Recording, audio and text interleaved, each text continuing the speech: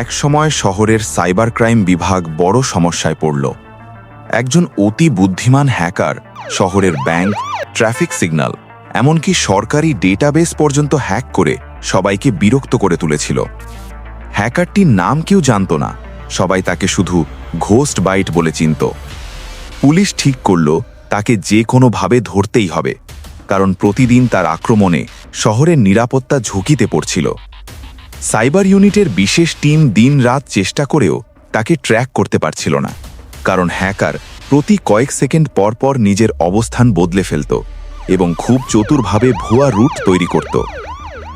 একদিন হঠাৎ পুলিশ হেডকোয়ার্টারের সব স্ক্রিনে একটি বার্তা দেখা গেল, তোমরা যদি পারো আমাকে ধরো। এতে সবাই আরও এগে গেল।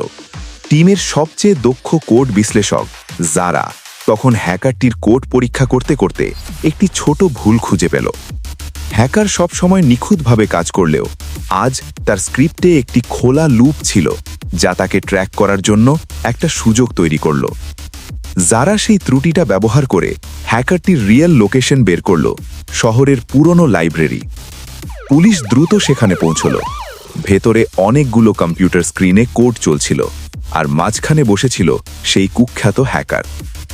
হ্যাকার পুলিশকে দেখে হেসে বলল, তোমরা দেরি করে ফেলেছ। কিন্তু যারা মুহূর্তের মধ্যে নিজের ল্যাপটপে কোড চালিয়ে হ্যাকারটির পুরো সিস্টেম নিজের লুপেই আটকে দিল। সব স্ক্রিন একে একে বন্ধ হয়ে গেল। হ্যাকার বিস্মিত হয়ে গেল, এটা সে ভাবতেই পারেনি। অবশেষে পুলিশ তাকে গ্রেফতার করল।